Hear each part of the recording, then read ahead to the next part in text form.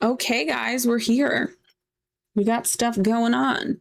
Can we do a little mic test on everyone? I want to make sure everyone can hear. Mic check, hello. Hello. Okay, you guys both show up as hearing, and we've got everyone on board. All right. So for anyone coming in that doesn't know me, if you're a part of QueenProphyte or is it Saermer? Yeah, you can just call me Ma, because I'm also Marie, but Very confusing. yeah. Online, Peachy is fine for me. For anyone who doesn't know me, my name is Marie Peach, or Peachy is fine as well. I'm a retro streamer, cosplayer, lover of fluffy animals. I have 2 cats. Today, we are going to be discussing accessibility in gaming. And I do have my alerts turned off. I do see I just got a raid. Thank you guys for welcome on in. Thank you guys for raiding. I have all my alerts shut off because I really wanted to stay hyper focused. I think this is a really important topic. I'm actually in the middle of a flare up right now, and I was like, I'm not canceling this. This is too important of a topic to cancel. Part of the reason why I'm a VTuber is disability. But yeah, so this was put together by the Twitch Unity Guilds, which, by the way, there is a Disability Unity Guild coming in later this year. Excited for that, but I am joined by TheQueenProphyte and Saermer. Oh my god, Saermer.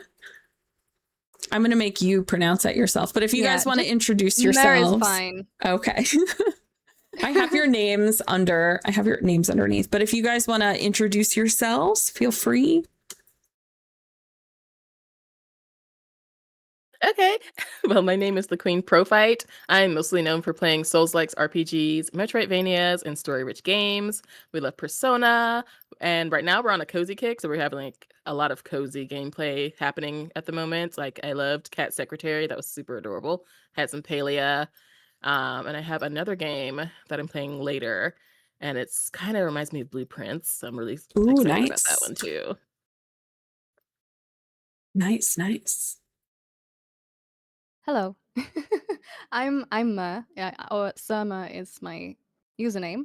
I am a accessibility consultant IRL and a musician, and on stream I am I'm a fairy, but more than that, I play mostly MMOs and RPGs. Currently, I am going through the FF14, Final Fantasy 14 main story, which is emotionally damaging, but also a great time.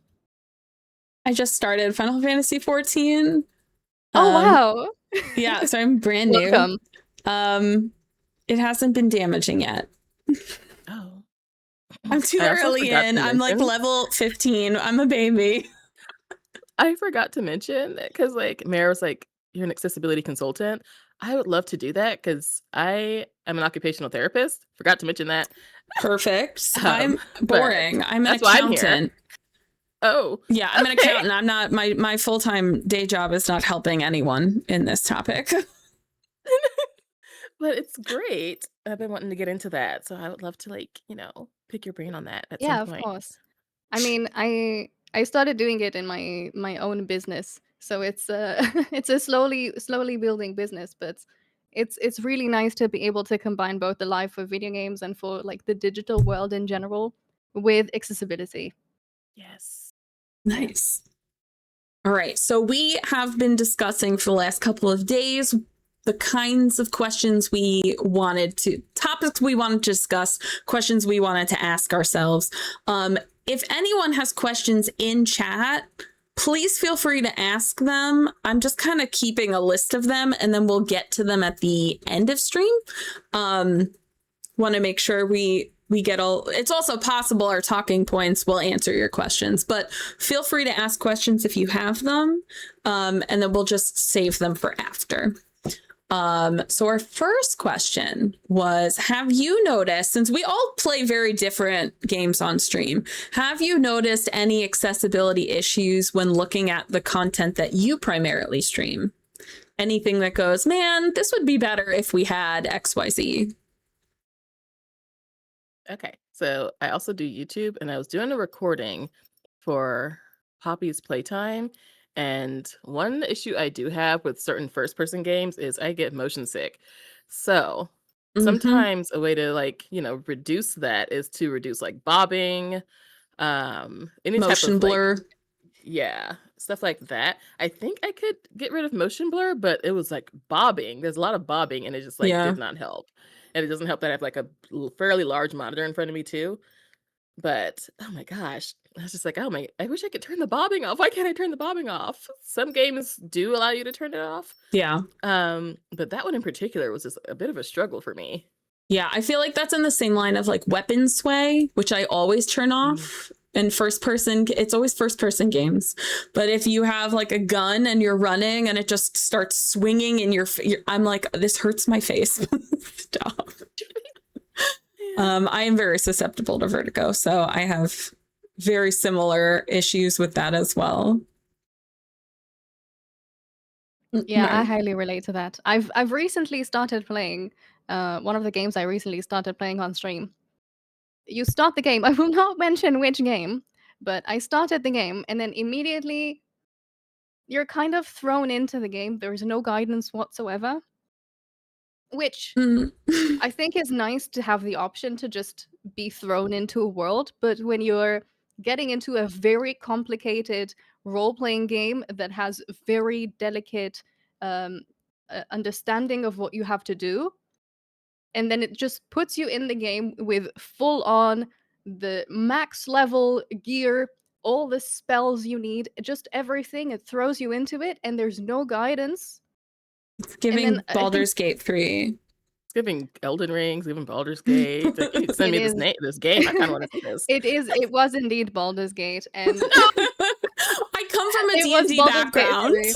Yeah, and the thing is, I do have some of the background, but then I couldn't figure out where to go and what to do, and I was like, where is I? And I could also barely. There's no way to like enlarge the text, and I think Mm, being able to change the font size is one of the easiest accessibility things to do. So Yes. when a game doesn't have the option to kind of change the text, that really stood out to me as a thing that would be such an easy fix, and somehow it's still not implemented. And I was so frustrated because it's such a great game, and I've heard Yeah. so many wonderful things about it, and I was so excited to play it, but I could not read. There were a lot of like pop-ups of what you have to mhm. do, and they pop up for 2 seconds and then they disappear, and there's no log to go and look into what it said if you miss it in those 2 Yeah. seconds that it was written. So I think things like that, but that's also right? It's just for me personally. Yeah. We all I have will different types say of disabilities. I am in the same place because I love Baldur's Gate 3, but we are actually, I don't know if you were in my chat before, we were talking about Baldur's Gate 3.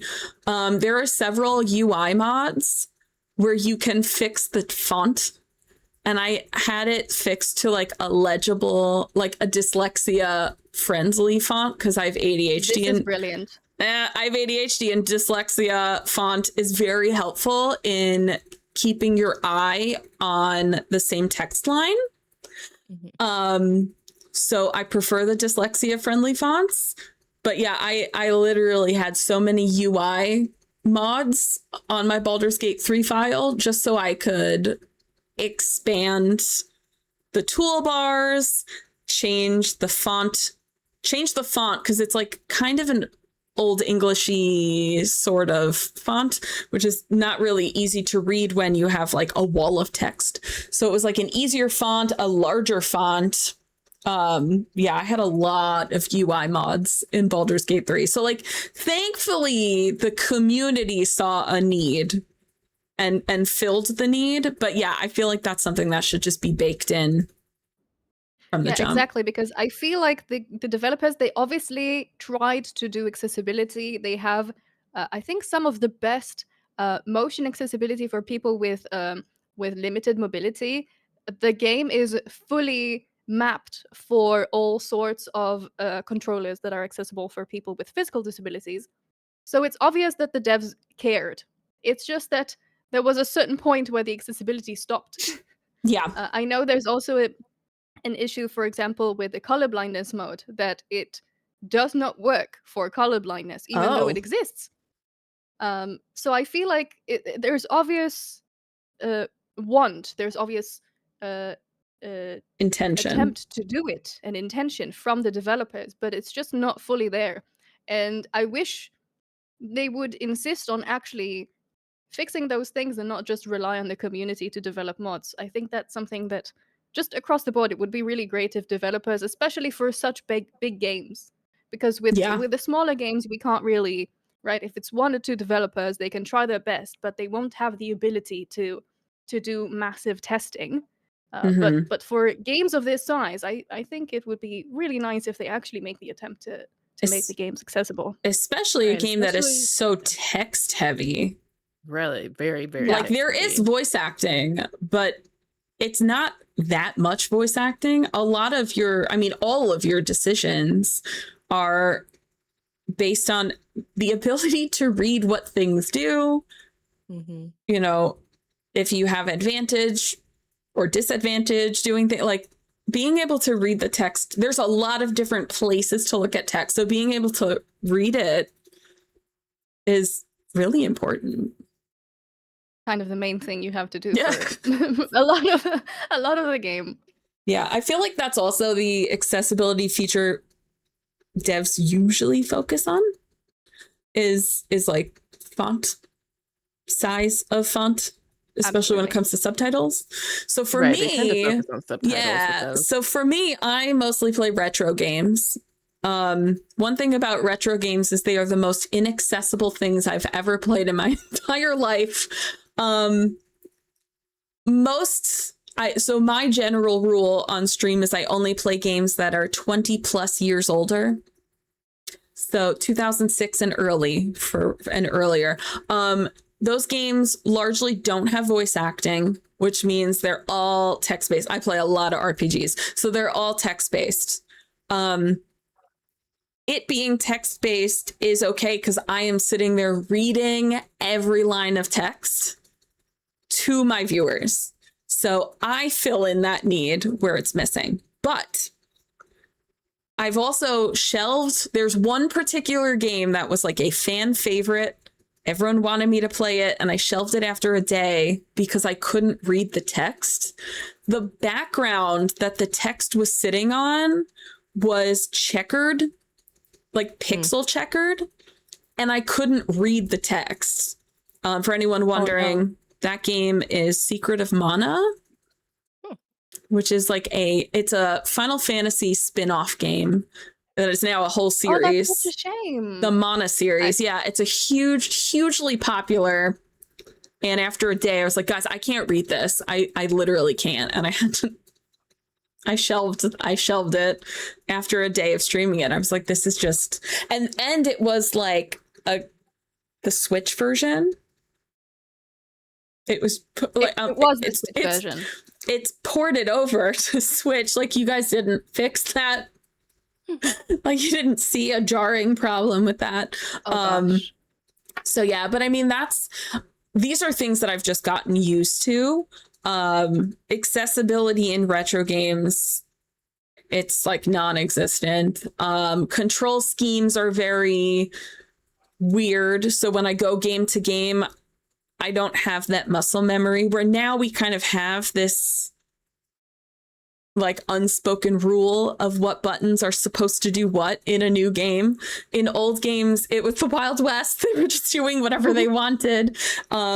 So sometimes I'm like, I'm sorry, what button does this? It's all over the place. So I'm constantly like, sorry, I pressed the wrong button. Sorry, I pressed the wrong button. So we've got that. There's no ability to keybind. Where now games are starting to keybind controllers on console, which is very cool because that's relatively new. But yeah, there's no key binding. You're stuck with what you're stuck with. There's no captions on voice acted cutscenes, which is great because as someone with ADHD, I can't hear if I can't read. I can't hear without my subtitles. I also didn't I learn. have the exact same thing. I didn't learn that until I dated someone that was hard of hearing. So we had subtitles on the TV. And when we broke up, I was like, I just hear better when the words are there. So I still have subtitles on all of my TVs. That's never going away. Even at my mom's house, I'm like, can we put the subtitles on? I can't hear. So yeah, a lot of times it's like, I don't even know what's happening in this cutscene because I can't hear anything.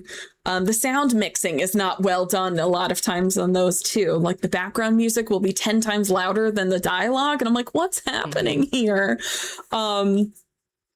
So yeah, retro games are just a slew of inaccessibility. So thank you guys for rating in. I had mentioned this earlier, but we do have an entire day of these panels. So we'll be rating into the next panel when we're done too. Ouch. I still have my follow alert, which is just violently abusing me. Anyone else have more comments about accessibility issues in the stuff they're actively playing? So I would say for me, like you said before, I think it was Mayor that said that a lot of times developers tend to focus more on people that have physical disabilities, but they forget that there's other types of disabilities as well, so the ones that aren't as pronounced. So like something visual, something auditory, something even, oh my gosh, executive functioning as well, attention, things like that. They even acknowledge, like Baldur's Gate acknowledges the arachnophobia, even though it's a hilarious box, I think, is what I heard. Oh, is it really? That's like the is. Lethal Company. Lethal Company has the best arachnophobia mode. It's just the word spider. So you're just being attacked by a spider. Better one. I have an even better one. There's a Satisfactory. There's a factory building game that switches the spiders to cats. I think it's beautiful. Yeah, I don't have arachnophobia, but I would switch it anyway. I love cats. Yeah, I had it on when I was playing. It was very helpful.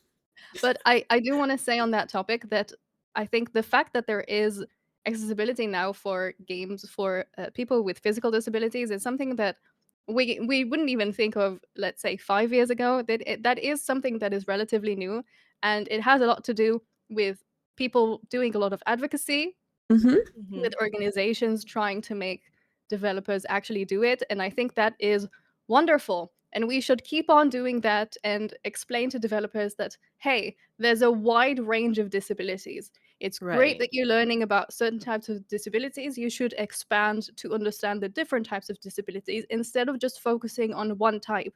Because the goal of accessibility is to make the game accessible. And you cannot make it accessible if you're only trying to fit one type of person. Yeah. You know what that actually that's the other thing too. When you do see companies that are going out of their way to take those steps to make things more accessible, praise them.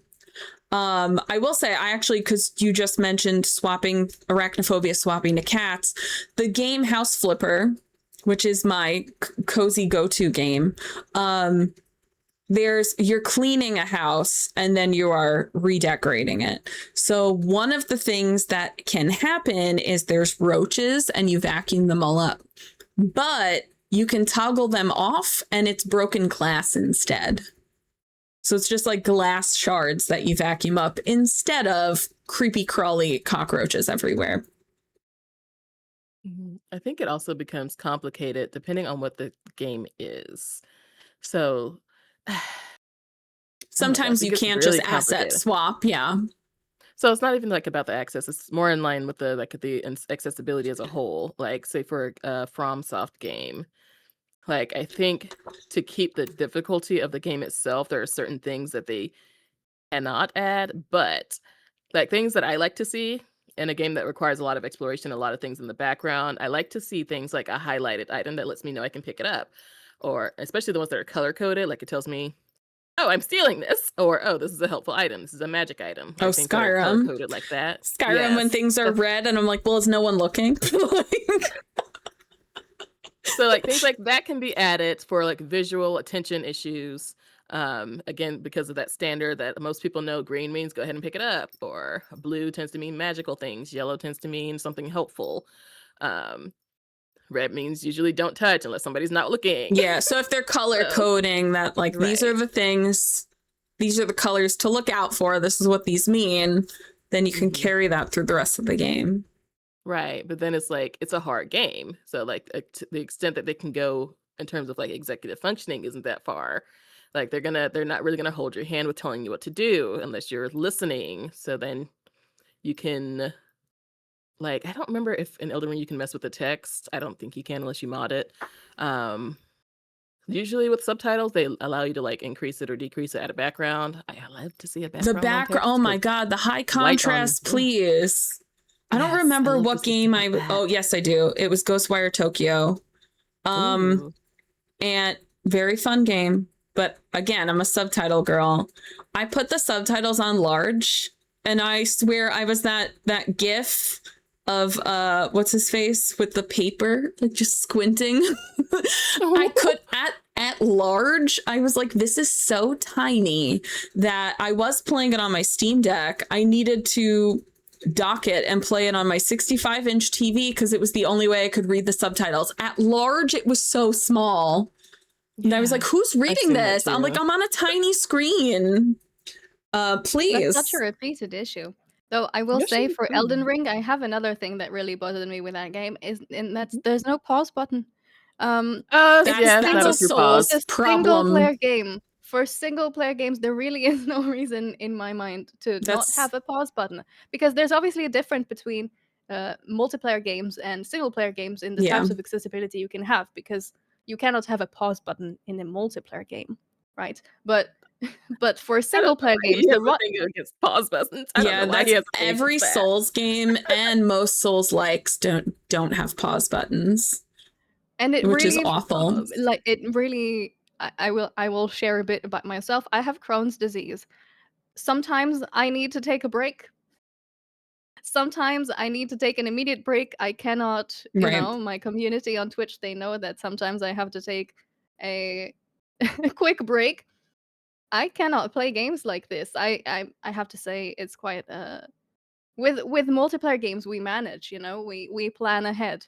But Here you're like, just watch I my don't want to You plan still have character. to ahead. die and lose all your progress because you need a break. Yeah, multiplayer, Yeah, you're like, just watch my avatar and make sure I don't get attacked, please.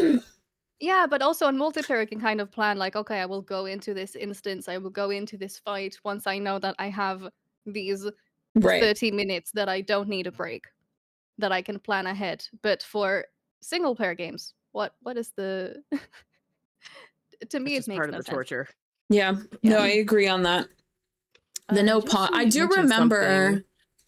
Interesting with the heartbeat. I love heartbeats in games, especially the kind that vibrate your controllers, because that is so nice if you are like if your attention it's kind of hard to get your attention, and that is such a nice immediate way to let you know something's happening Yeah, around you. That is such a nice feature. I love that. I'm very. Just for me personally, I have nerve damage in both of my hands, so vibration on controls kill me. I hate them. So if you don't let me turn them off, which has happened a couple of times, that is so I'm like, I can't. The way I'll hold a controller, my palms cannot touch a controller if it's going to be vibrating. So I'm like, I end up holding the controller super weird.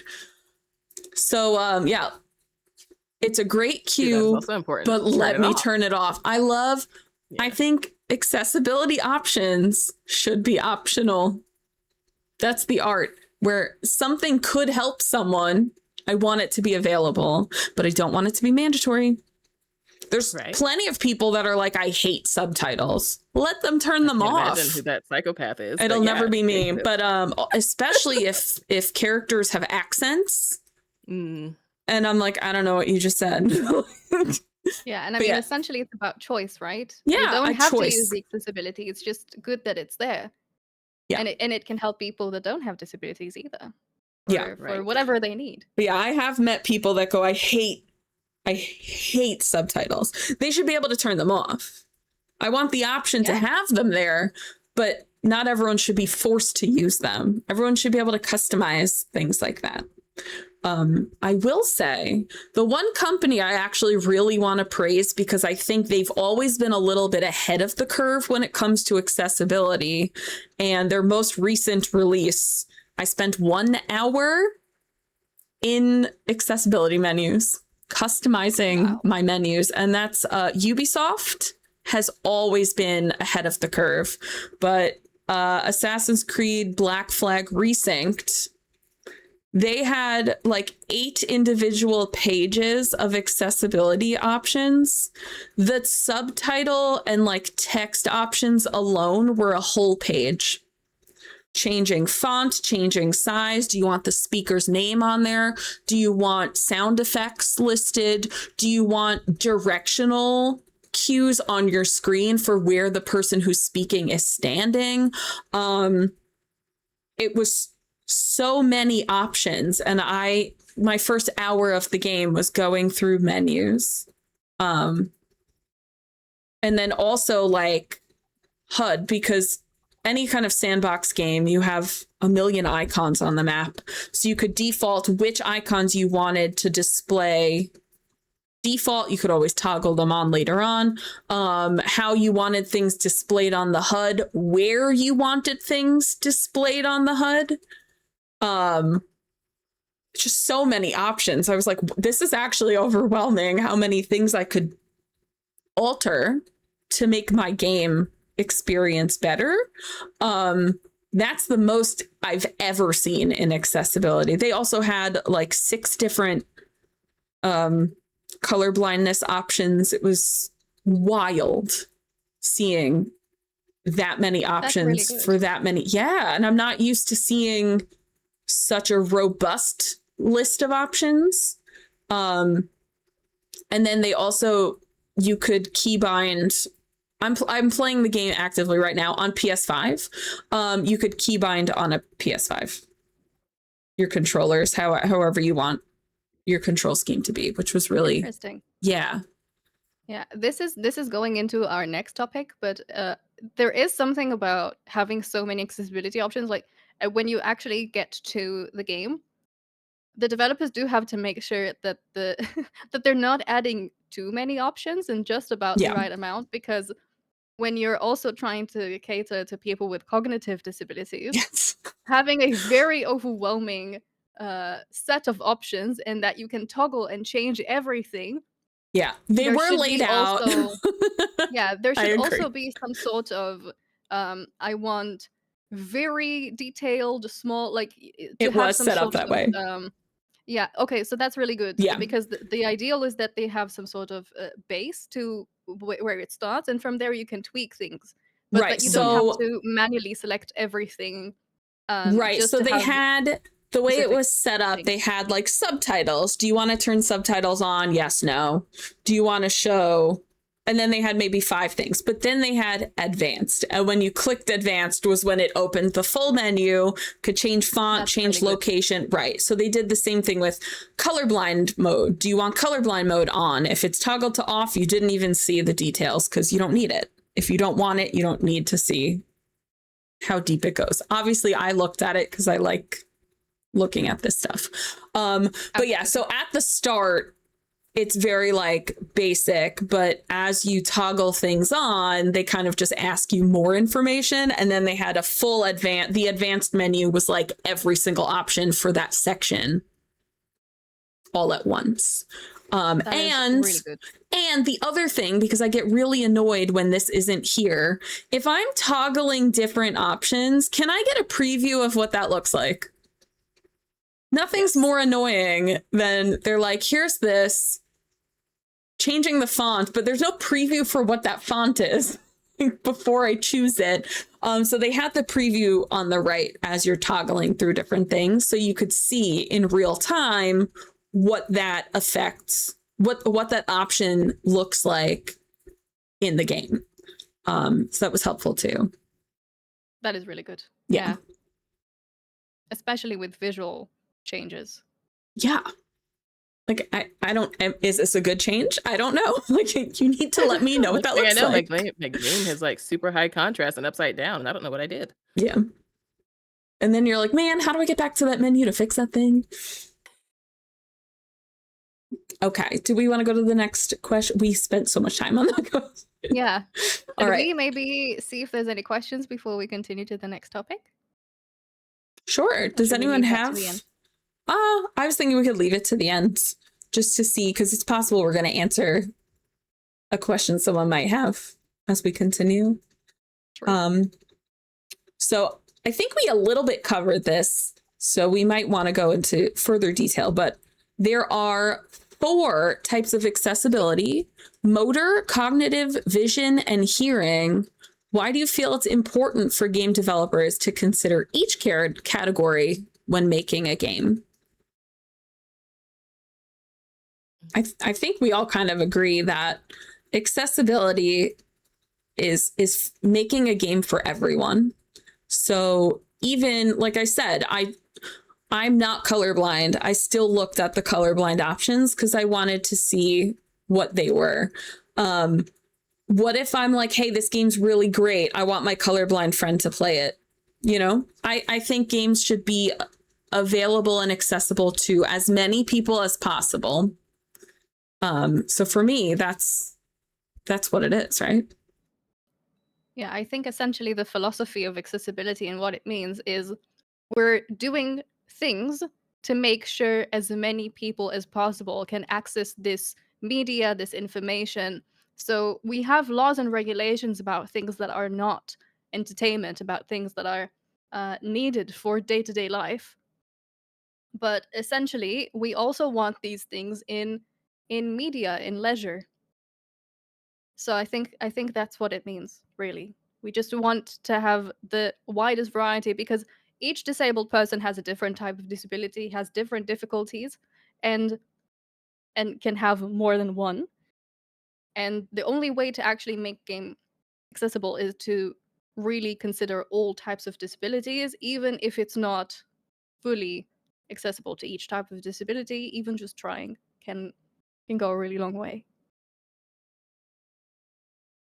Yeah, I agree. I feel like for me, my favorite storytelling medium is video games. So if I can't share those things with my friends because their disability is not considered when it comes to accessibility options, like that makes me really sad. You know, the amount of times I've, me included, playing Expedition 33, I threw up twice after I turned off the motion blur. It still made me really sick. The vertigo in that game is insane. It still hasn't been fully fixed. And I finished the game, but I could only play it in like 30 to 45 minute spurts. So like my experience with the game was quite negative because it made me sick to my stomach. And then other people were like, yeah, this game is making me sick. And I'm like, okay, it's not just me. Sometimes I'm like, maybe I'm just the weirdo. But hearing other people be like, no, it was pretty bad. I turned off the blur and it's still blurry outside of combat. I'm like, okay, not just me. Okay. Yeah, you know, anytime I like a game and then I can't share it with someone, it's sad. I don't know. I like relating to people with games. Yeah. And I think a lot of times, especially with like the indie scene, they don't really consider, either they don't consider it, or I guess they don't have the budget to make sure somebody's on the team to address Yeah. the accessibility piece. Because I feel like every developer needs at least one, at least. It may Yeah. not be as thorough as having like a full team, but it's still at least a step in the right direction.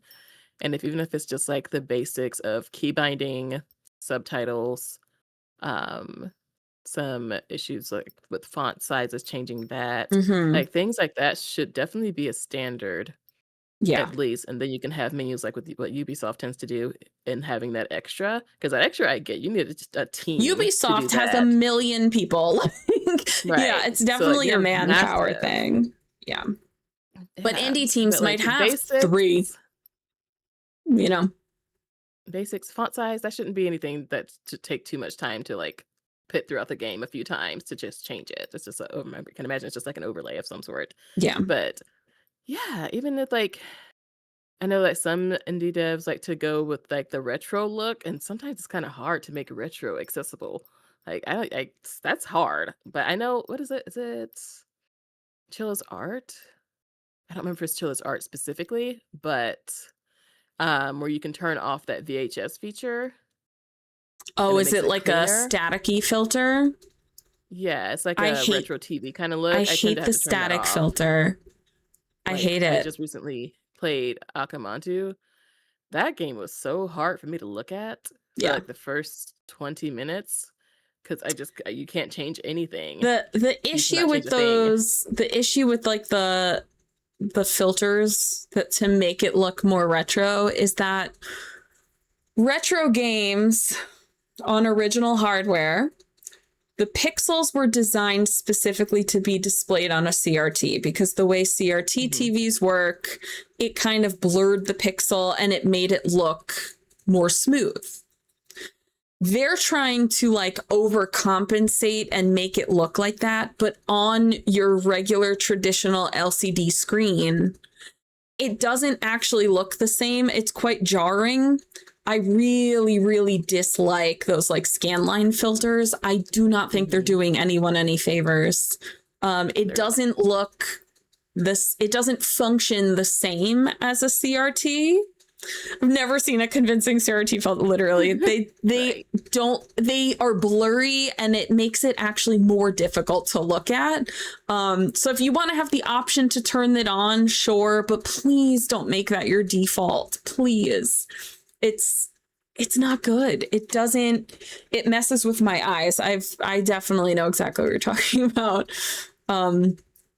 It doesn't translate well onto Yeah, like have you all seen, like, a retro style like, a current retro style game that does well with accessibility? 'Cause I haven't. um yes. I mean, so a lot of retro styled games that I would say do function really well would be a difficult game. Celeste is Mm. a platformer, pixel art like pixel art, and I mean platforming in general is like one of the oldest styled console games ever. So yeah, I would say Celeste is pretty accessible. Except, so this is my other thing. Having text and no voice is not accessible. I don't think it has screen reader options. I don't think it does. Right, if you're not gonna have voice acting, a screen reader should be a thing, yeah. Yeah. So there is that, because crazy. Blind people play video games. They need to be able to have some kind of audio cue. So yeah, ideally voice acting or a screen reader with visual text is accessible for both of those things. So yeah, actually now that I think of it, most retro styled games don't have both of those things. Yeah, I mean, sorry, my cat was on my my keyboard for a moment here. Oh, it Um, moving. I think that's also something that it's really wonderful that technology is evolving in a way that is allowing us to use these sorts of technologies to make games more accessible, because we didn't have voice acting in video games until the early 2000s, right? In the 90s, we didn't Late have voice 90s. acting. Metal Gear Solid came out in 97. It was fully voice acted, but no subtitles. Oh. No subtitles. So Well, see, some subtitles, but mostly not everything was subtitled. Cutscenes, yeah, I but don't think even were then, subtitled. it took many years until it became a standard to actually voice Yeah. video games. It wasn't really a standard until mid 2000s. I mean, and even then, Yeah, but Game Freak still does not. even then, does not like the mid voice act. 2000s with like RPGs and stuff, they don't fully voice act. It'll be like cutscenes will be voice acted, but all of the dialogue with like Final Fantasy 14 is not even fully voice acted. If I talk to an NPC, it's text. they're not all talking all the time. Yeah, it gets better later on, just so you know. Yeah, but like, There's a lot more voice acting. but that's my point. Like these bigger games, especially RPGs, I don't think I've ever played an RPG that is fully voice acted. Where like every NPC is talking. Yeah, it is a budget issue though. For Because sure, yeah. The second you start expecting every game to be fully voiced, a lot of games will just not be able to be made. Yeah. So we will have to find eventually, I think maybe a screen reader. Screen reader, yeah. Would probably be the best when it comes to accessibility, because you cannot demand every company to fully voice act a video game. Yeah. Right. Yeah. No, yeah. Multiple languages. No, yeah. That's what I was saying before. Like screen reader for, you know, your texts and stuff is definitely a lot more affordable than, you know, fully voice acted every NPC, unless you want to sit and fully voice act an NPC like in your game. It's a lot. It's a lot. So on the flip side, are there any creative ways you've noticed devs making games more accessible other than the traditional things that we've seen? Because one thing I've found that's pretty common in indie games especially is having no dialogue, or dialogue that is literally gibberish, and it's kind of like the way the character emotes just gives you like a general tone, but isn't like, I'm thinking of like Journey, which has no dialogue whatsoever, or Planet of Lana, which is a gibberish language, and they're kind of just like pointing at stuff. They're like, look at that. And then that's where you go. Where they've kind of made things more accessible by removing those things completely. Is there any text, or is it just gestures? Just gestures, no text. Oh. It's like and then when they're talking, the talking is like gibberish. So like in Journey, Journey is interesting because there's no dialogue whatsoever. It is an exploration game, but it is linear. And the way you figure out where to go is just the visual cue is like, oh, that big thing. You're in a desert. There's a big building far off in the distance. That's obviously where you're going. Like they organize the world in a way where it's very obvious where to go next. The only quote unquote dialogue is while you're playing the game, you can run into someone else who's also playing the game. You have two buttons. You can jump and you can chirp. So when you go, hey, person that I just ran into, you want to play this game with me? You jump and chirp at them, and then they go, I guess this person wants me to follow them. That's your only way of communicating with this complete random stranger, is jumping and chirping. And these are real life players in the game that are also playing. That's funny. Yeah. So like, that's it. And you're like, well, this guy's being super weird and he's jumping and chirping at me. I guess I'll follow him. I should follow him. Maybe he wants to show me something is basically what it is. But my first time playing that game. It's the developer of Sky, right? Yeah, I don't know. I know they made Flower and Abzu. Okay, yes, it is the same developer as Sky. So the MMO. So yeah, it's pretty funny because the first time I played this, some guy is just like jumping at me and like chirping. And I was like, I feel like Lassie, like, come here, girl. And I'm like, I guess I'll follow this guy. We played the entire game together.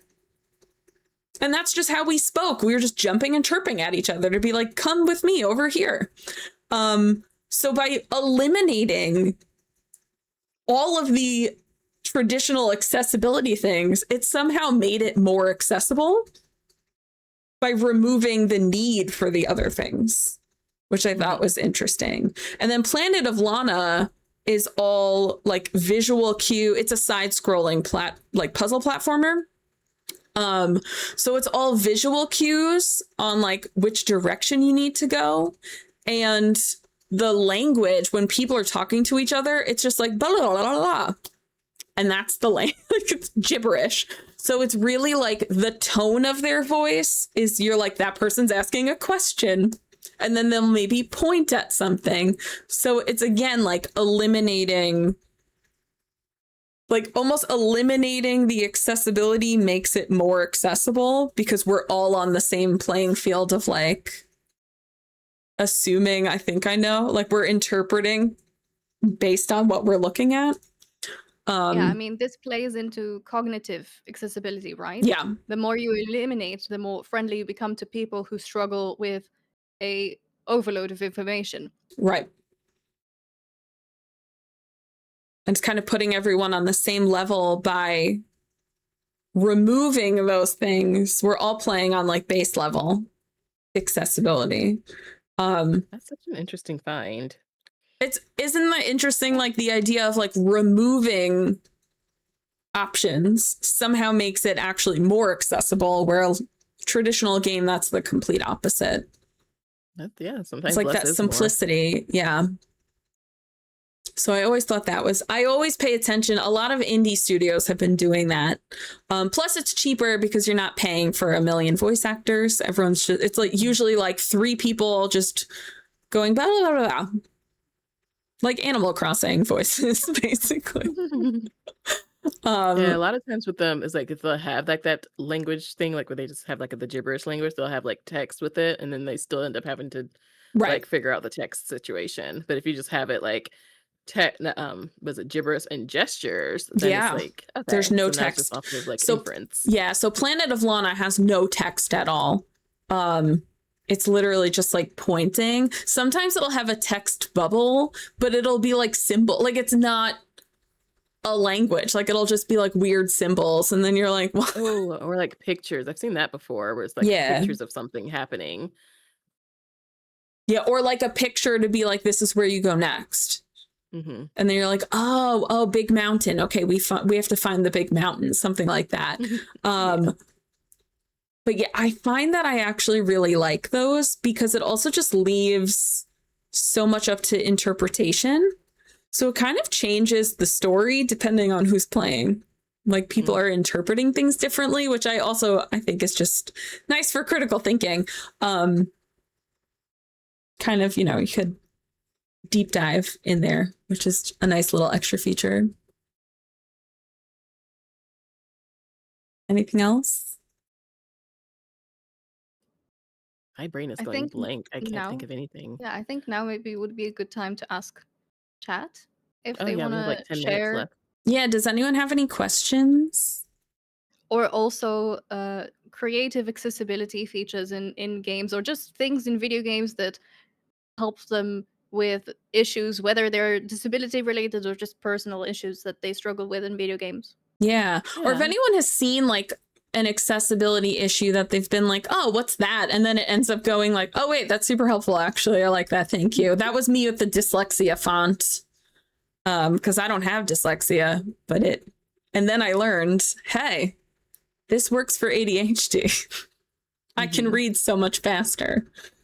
I actually have the opposite thing to mention, something that I felt that shouldn't be included in accessibility that a lot of companies do in games, and that is putting certain content warnings under accessibility. Let's say there's a mature toggle if you want mature content on or off. This is not accessibility, and I understand developers want to have all sorts of toggles in the same position, but this has nothing to do with disability. It should be someplace else. It's just something that really frustrated me in a lot of games because that's not related to accessibility. Yeah, it's I would say if accessibility is a separate menu within the options, it shouldn't be there. It should probably be under gameplay. I would think the same thing, gameplay. Yeah, exactly, because it's not an accessibility thing. Yeah, I Unless agree. you're looking at it under the lens of like a comfort measure. Like, is it more comfortable for you to not have all these, bazungas in your face and these genitals? So it's like, I don't know. Or if you're streaming and you can't have it on the screen. My disability of bazungas in my face. Exactly. We did have one other question that we had played out, which was, how do you think control schemes have become more accessible over time? It's funny because in the indie sector, it's kind of feels like it's going back out like towards the 90s again, like they're trying to be the Wild West, because there's already been, like what we said before, an established kind of standard for what buttons are supposed to be doing. Like we all know, like the bottom of the the diamond of buttons on a controller. Usually that bottom one is like a jump. That's or something, jumping. If it's like the B's are usually like a I just played standard. Now this game is actually pretty accessible, except for the control scheme. I don't like when jumping is circle. So I play on PS5. I play everything on a PS5 controller, even PC games. So circle is A on a Nintendo and B on a Xbox. Nintendo's the OG. Nintendo's actually the OG. Xbox swapped, but I'm a PlayStation girl. Yeah, nothing's worse. Nothing's worse than me playing a PC game with a PS5 controller and them telling me to press X, and when I press X, I'm like, "You mean square, not X." Like, see, when I'm thinking about Nintendo, I'm thinking about their Switch controllers.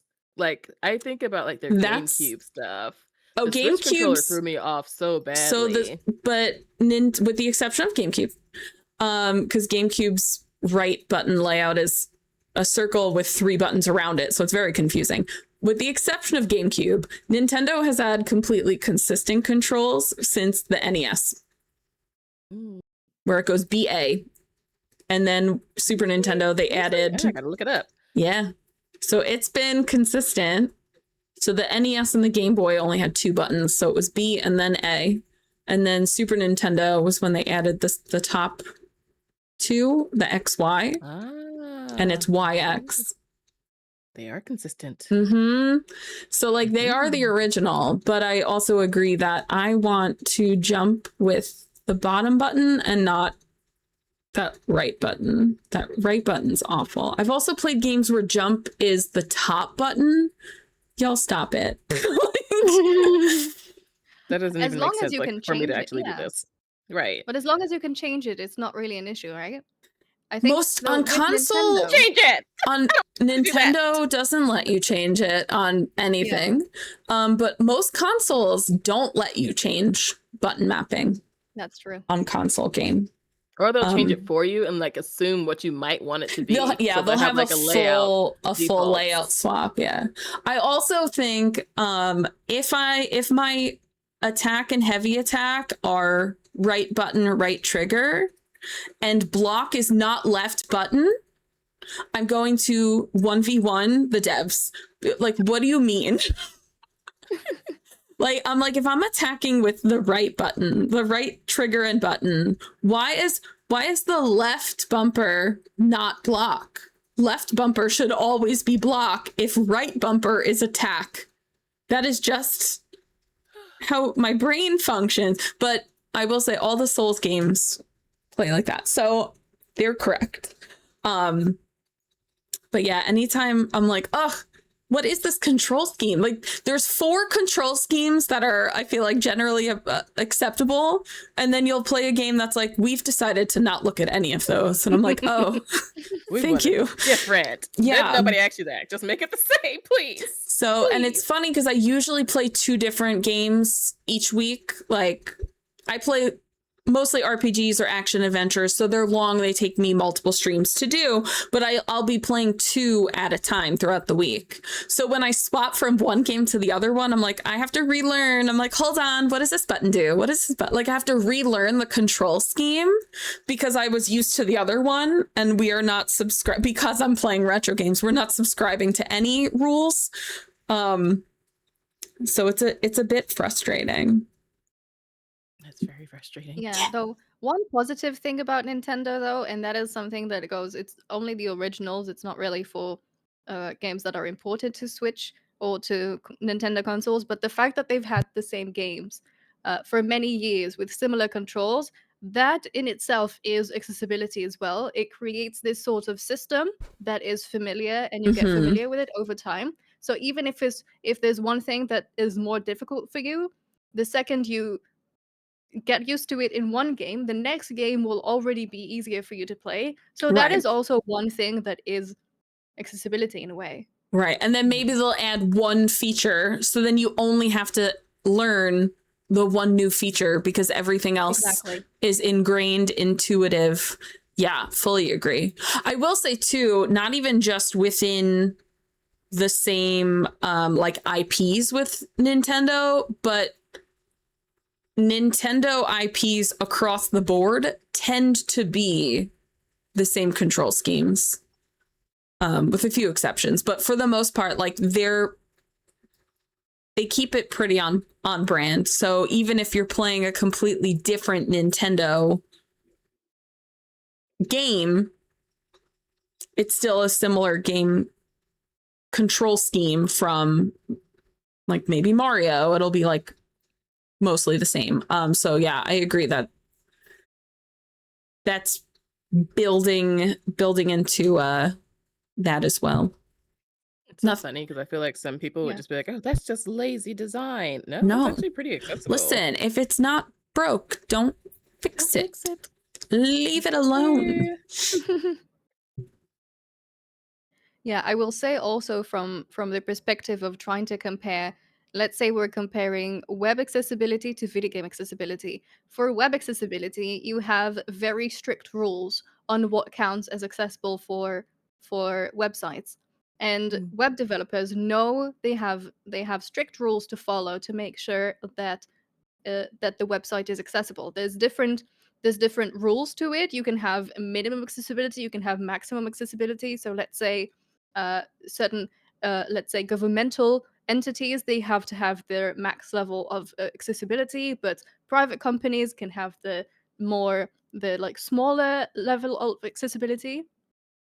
We still don't have a standard like that for video games. That's something that Right. still does not exist. There's a lot of recommendations, there's a lot of people who are trying to create things like that. They're trying to guide and build, but essentially there is no standard to how to make a game accessible. So I think maybe, hopefully, within the next few years, there will be something like this. I'm trying to develop something like this in my business, but that is also very small. Like it's on a smaller scale. I'm hoping it can help some developers who might want to work with the tools that I'm developing for them. But that is in itself is still not a standard. It would be a tool. Right. So I'm hoping that within the next years, maybe we will manage to actually create some sort of standard for video game accessibility, that even if a company cannot follow it to the exact, they understand what they should be doing and why.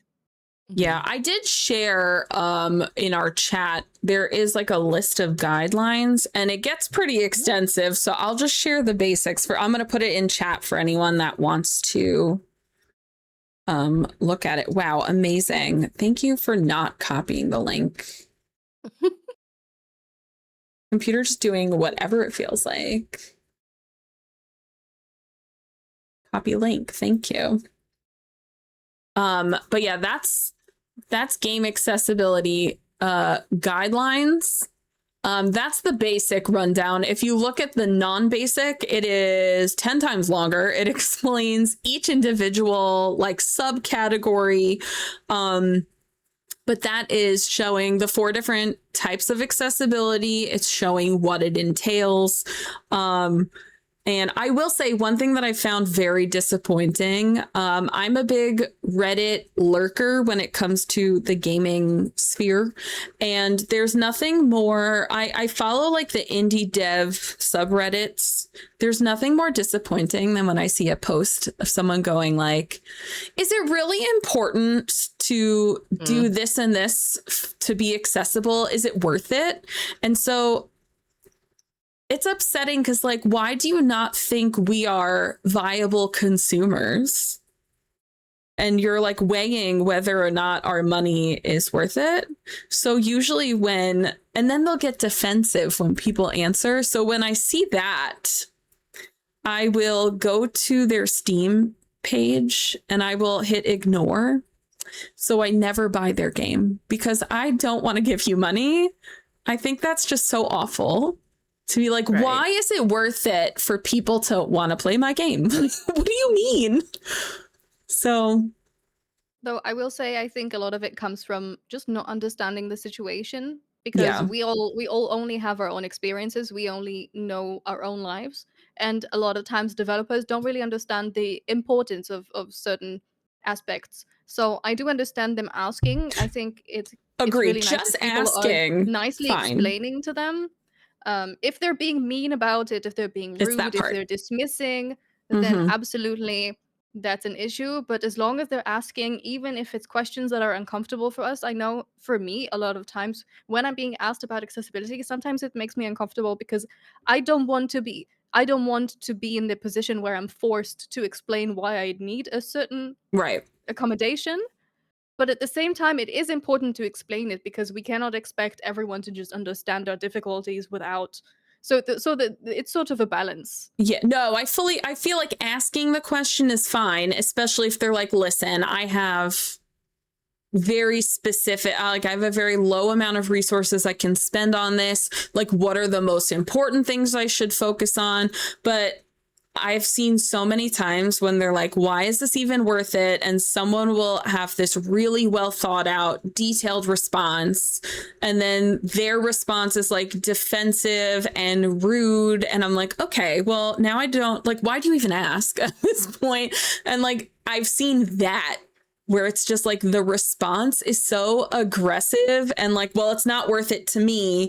And this is stupid. And I don't want to waste my time on this. And I'm like, well, then I don't want to waste my money on you. And that's when I'm like, let me go to your profile and find your Steam link and hit ignore because absolutely not. It's fine to ask. I think it's actually important to ask the questions, especially if you have, I mean, most indie developers are functioning with zero funding.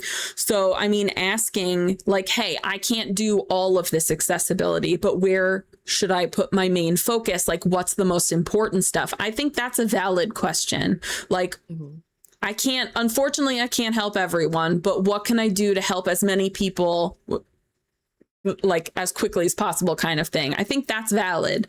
But if you're asking the question and then you're getting defensive, You're in the wrong business, honestly, because eh, I think at this point, every developer should have a baseline knowledge of accessibility in gaming, because otherwise, what are you making the game for if you don't want people to be able to play it? yeah, Absolutely. And I have to say it also just says something not great about a developer because a developer would probably just want the most amount of people to play their game. yeah, So it's a bit weird if they're asking why do you want me to make this game possible for you, but at the same time, if they're asking, and this is obviously a hypothetical, and if they're actually nice, and they're asking questions, and I think it's also valid. We talked about Baldur's Gate 3 earlier and how they're kind of relying on mods to make the game accessible. But essentially, when you're talking about an indie developer, they cannot fully make the game accessible without spending a lot of money and resources that they might not have. So I think for indie games, it's actually quite acceptable to say, hey, we have this basic yeah, accessibility and we're open to, you're allowed to create mods to make the game even more accessible. We allow that, we encourage that. Mm-hmm. oh yeah. And I mean, if you make a beloved game, the mod community will come at you in hordes. The mod community is quick to come in and do whatever if you let them. So for sure. All right. Anyone else have any more general comments, questions? We are technically over time. And enlightening. This has been a very nice discussion. Yeah. I think the biggest takeaway, in my opinion, is just that. Okay, that's my last snooze, guys. I think the biggest takeaway for me is that, and I think we all touched upon this, like, I have my own accessibility needs, but I also want to make sure that people with different accessibility needs can have their needs met as well. So, like I was saying, when I went into the Assassin's Creed accessibility menus, I'm not colorblind, but I was like, let me see what the colorblind options are. They're insane, by the way. So you have like 6 different color blindness because people are colorblind in different ways. So they had like 5 or 6 different kinds. And then from there, it was like, which colors do you prefer to display different icons? And then you could pick like color swatches for each of them. And I was like, wow, this is like a lot more involved than what I've usually seen. So yeah, even when it's stuff I don't need, I still like looking at it. And sometimes I find things that I'm like, I didn't need this, but I found it more helpful now that it's toggled on. You never know. No. And then it's even like including more accessibility features in the games that are considered difficult. Yeah. It's still a thing that this needed. It's just like not having accessibility doesn't make the game better. It just makes it so that like some people really can't play, even if they could. That's So the it's big just like, thing with you know. easy mode, because I know a lot of people are like, boo, get good. Easy mode is for baby. Listen, sometimes if you're playing with an alternative controller, easy mode is needed, and it's still not easy because their controller, I mean, some of these accessibility controllers are wild. They're like the size of a laptop, and they're playing with the palms of their hands instead of a controller you can physically hold. So like easy mode maybe is too easy for you, then don't play it on easy mode. But for someone with an accessibility controller, for someone with a physical disability, easy mode might still be really hard for them. Like, just don't play easy mode if you don't want to. But I think there isn't even a need to explain. Video games are meant to be fun. They're meant to be enjoyed. So you should play as you wish. There is no, you can play on hard mode. I can play on easy mode. It does not affect your gameplay whatsoever. exactly. We're all having our own experiences. Yeah, you'll never see me play on Why hard do we mode. care? You'll never see me play on hard mode. No, never. People, I'll be like, oh man, I love this game. They're like, oh, have you played it on hard mode? I'm like, no, because I love the game and I don't want to hate it. So I don't want to ruin my feelings about it. But yeah, I don't know. I love video games. I love sharing video games. I love talking about video games. And if more people are able to play it because we've got some additional options in there, do it. I want to share my experiences. Yeah. Exactly. You hear that from Soft? Easy mode, please. And pause. Pause in easy mode, please. I wonder if there's a mod for pausing in easy mode. I think there is for Elden Ring, the ones that are on PC. That would be cool. But definitely not Bloodborne. Rip. I have Bloodborne. I forgot that you couldn't pause, and I turned it off so quickly. Oh no. Valid. It's a great game, but like, I got through the first boss and I was like, ugh, I gotta pee. I drink too much water. I can't be playing Bloodborne. I drink like a gallon of water a day. It's not made for me. Like... So yeah. All right.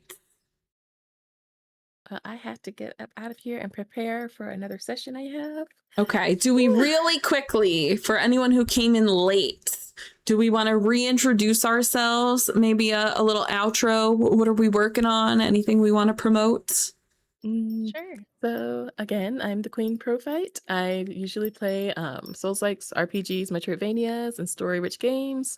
I'm doing a lot of work on off stream sometimes now, just trying to build my YouTube and get some more narrative stories over there, work on my editing skills and all that. So those are my projects at the moment. Like I have a Wolf Among Us series I'm working on. Oh, such a good game. And then I want to get my Legend of Zelda Ocarina of Time playthrough out on there. So that's what I've been doing. And otherwise, I'm just vibing on Twitch, playing games. Might get back to my Souls-like journey, but right now I'm just chilling. Nice. Nice. Well, I'm a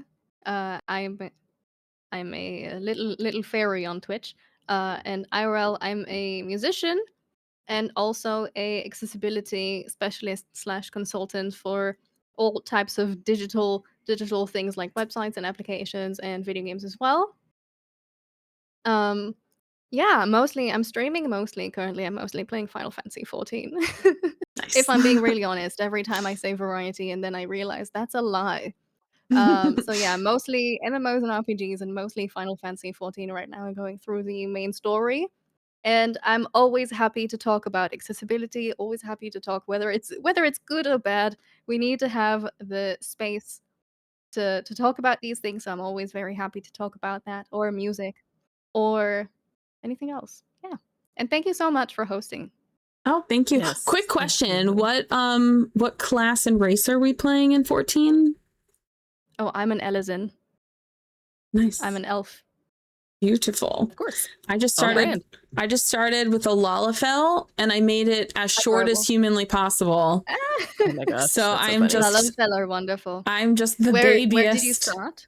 The town that starts with a U. Does that answer? Ulda. Sure. Ulda. Did you start? Yes. Did you what role did you start as? Thaumaturge. So I'm going into Black Mage. Okay, yes. So Yeah. you are in Ulda. Yeah, Yes. I hope you have a wonderful adventure. I am so far. I just did the Dragon Quest crossover event a couple weeks ago, and then my nice. PC died, so I have to get this PC. This is a new PC, so I have to get it up and running, so I could get back to Final Fantasy 14. But yeah, I've been having fun with it. I hope you have the best time. I've been Thank in you. that space for like 2 years now. I just finished the Nice. second expansion, and it's just Oh, cute. such a wonderful game. Yeah, I only started like a month ago, so I'm brand new. And I only play it once a lot week. of fun ahead. I'm excited. For anyone who doesn't know me, my name is xoPEACHI. I'm a retro streamer, cosplayer, cat mom. I'm currently playing through Twilight Princess, Legend of Zelda on original hardware. We're playing on my GameCube. We just got through the second dungeon. I'm loving it so much. It's jank as hell, but I am loving it so much anyway.